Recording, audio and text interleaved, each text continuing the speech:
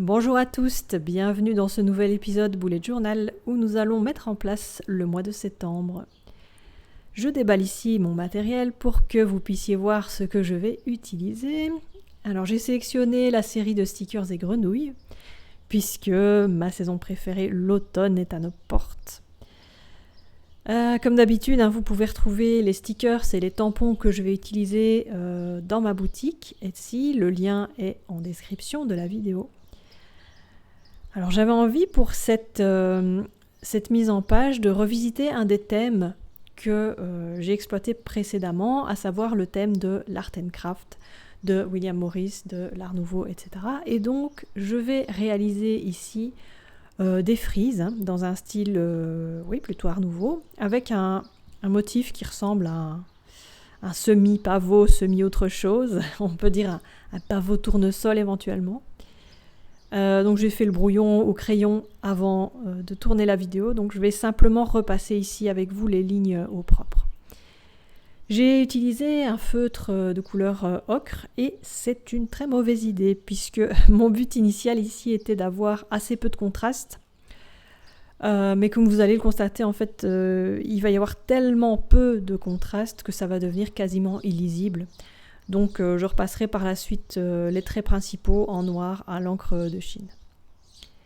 Pendant que je dessine, je voulais vous dire que ça fait 7 ans que j'utilise l'outil Bullet Journal maintenant, voilà.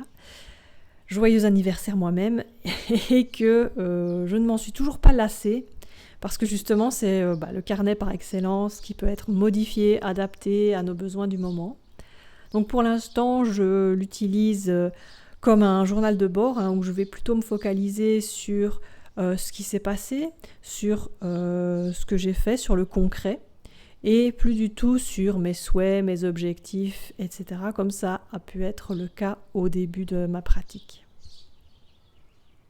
Alors, si vous ne connaissez pas encore ma façon de fonctionner, je vous l'explique brièvement. Donc, au début du mois, pour ces doubles pages, je ne prépare plus de petit calendrier général de vues par jour, mais je préfère faire une sorte de récapitulatif de médias.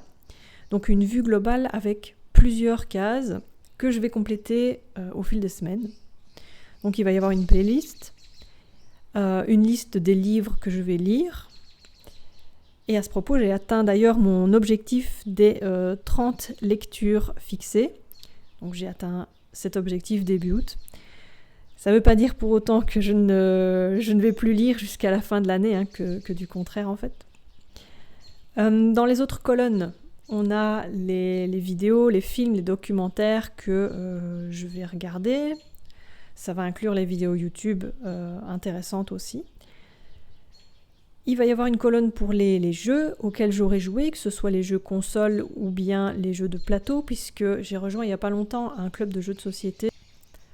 Pour la police du titre, la calligraphie du titre du mois de septembre, je me suis inspirée donc des formes courbes de la période fin de siècle, Art Nouveau également. Et je vais dessiner en dessous de ce titre une autre bannière, cette fois-ci en tenant compte de ce que je viens d'apprendre en faisant mon illustration sur la gauche, c'est-à-dire de ne pas utiliser ce feutre ocre, mais bien d'utiliser directement un liner noir tout simple.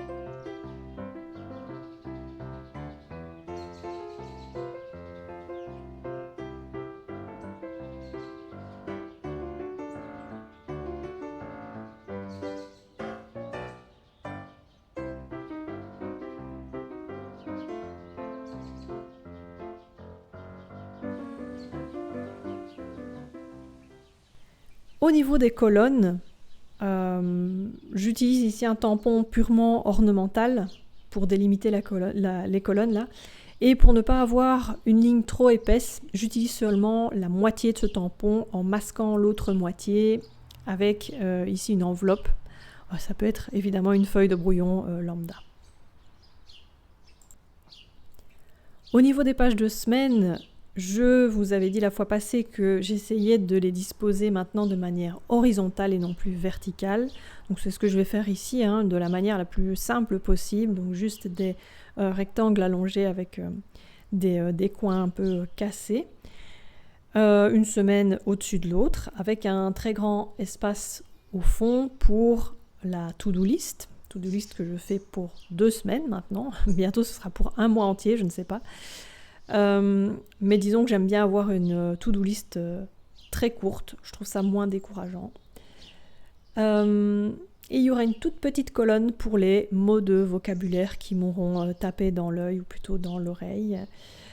J'ai envie de faire en fait depuis des années un carnet uniquement avec des mots et leur définition, mais j'ai toujours pas commencé ce projet. Peut-être cette année ou en 2024, qui sait. Alors vous allez voir que la seconde double page est quasiment identique à la première, mais cette fois-ci je vais essayer de placer ma zone de conclusion, donc de bilan où je résume grosso modo ce qui s'est passé d'important en fin de mois, sur cette même page. J'ajoute aussi les derniers éléments de décor, les autocollants, et on est bon. Voilà, je vous laisse avec le récap des pages. Merci si vous likez et commentez, et merci si vous vous abonnez à la chaîne. Je vous dis à tout bientôt. Ciao ciao!